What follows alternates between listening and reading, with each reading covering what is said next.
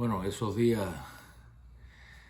fueron unas semanas, no unos días, eh, bastante movidos y de bastantes sucesos en la isla.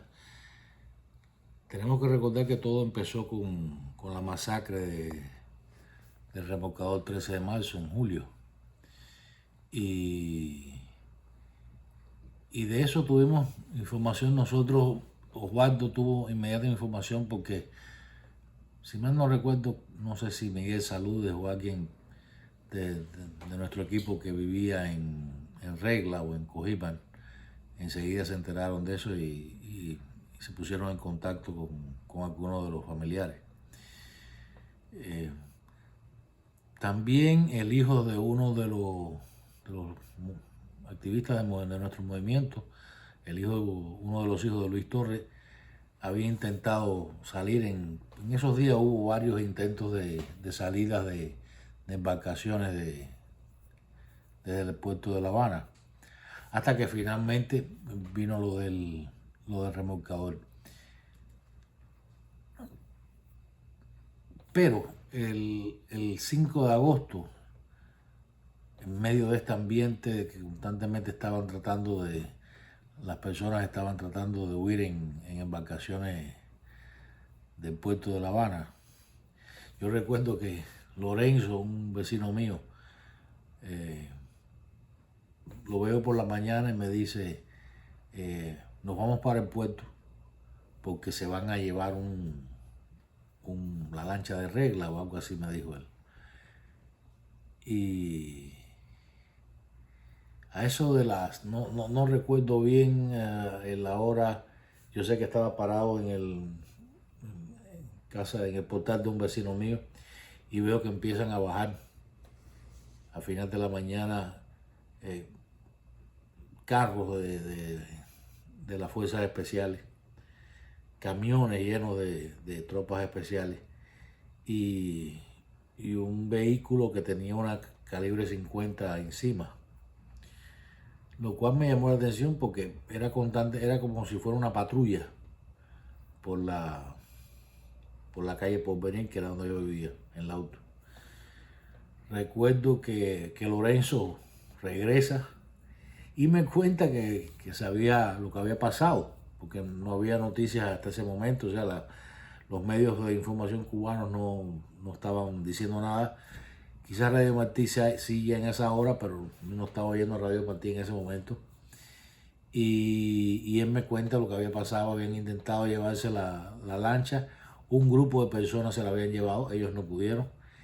Y en lo que la lancha salía hacia las afueras de la bahía, por la entrada de la bahía, un grupo de personas empezó a acompañarla desde el malecón y a gritar consignas de que la dejaran salir, porque se había quedado incluso sin combustible, no sé si saliendo o antes de salir de la bahía, no recuerdo bien.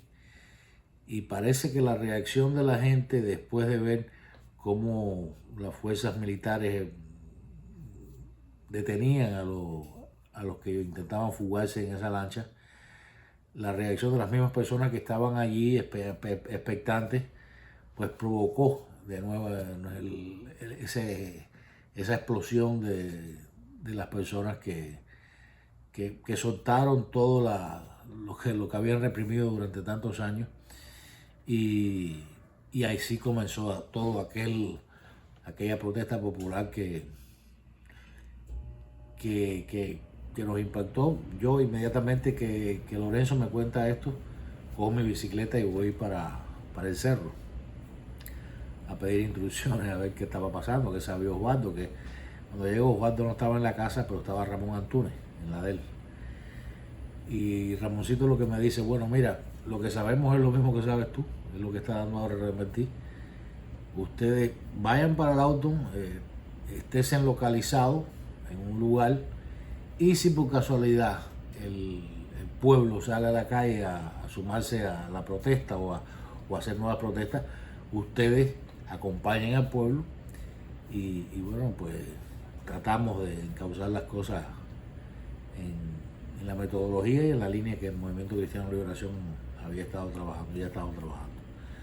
Recuerdo que fui para el auto, pasé por casa de Néstor Martini, por casa de Félix Rojas y nos fuimos para nuestra parroquia, para la parroquia de Santa Clara así. Ahí hablamos con los sacerdotes que estaban, nos pusimos a oír el radio allí en las noticias que venían de Radio Martí, de la Voz de la América. Nos mantuvimos para mantenernos informados constantemente de lo que estaba pasando y esperando en la parroquia, que está en un lugar casi en el centro de nuestro barrio, un lugar que es estratégico, pues una loma donde nos divisas todo el barrio.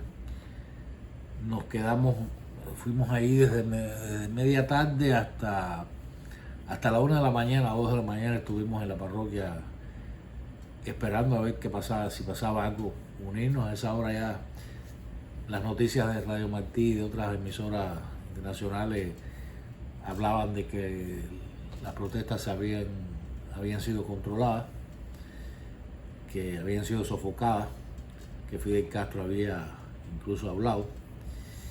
Y al no ver ningún movimiento en el barrio, y como nuestras instrucciones eran, no teníamos poder de convocatoria, por lo tanto lo único que podíamos hacer era que si el pueblo decidía dar el paso de salir a la calle por sus derechos, pues sumárnosle.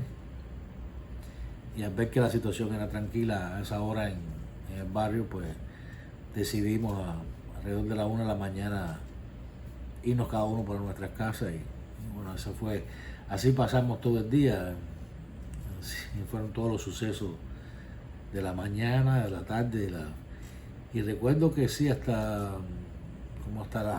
bien entrada la noche continuaba la caravana de camiones con tropas y aquel vehículo con la calibre 50 encima, patrullando toda la calle por venir.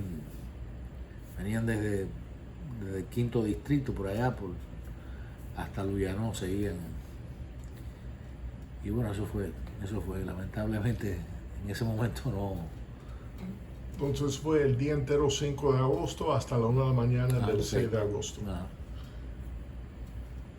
Y el término ese de maleconazo, ¿cuándo fue que eso se conoció, que le dieron ese nombre a esta protesta popular? Bueno, ese día no.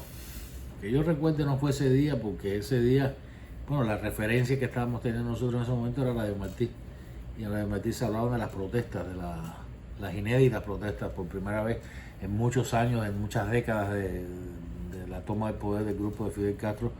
No se veía una manifestación, una protesta así, por lo menos en ese sector de Ciudad Habana que ocurrieron en la zona de Centro Habana, en la zona del malecón de Centro Habana. Fueron muy locales, pero fueron muy intensas. Pero el mecanismo de control social que tiene el régimen, o que tenía entonces, y supongo que parece que todavía lo tiene, impidió, a pesar de las informaciones que no eran informaciones, o sea, las informaciones que incluso que se daban desde la radio, que nos llegaban desde la radio, no eran comprobables fácilmente, o sea, eran informaciones que llegaban por el testimonio de alguien, pero no era no era una información que totalmente podrías llevarte por ella. Y así ellos pudieron aislar, a pesar de que fue un movimiento intenso en esa zona de Centro Habana, ellos pudieron aislar para que las protestas no se expandieran en otros municipios. Y nosotros, bueno, esperando que eso sucediera, por eso estuvimos todo el tiempo, todo el día, toda la noche en nuestra parroquia, esperando ver si había algún movimiento. Y bueno, menos el día de octubre en el auto no valía.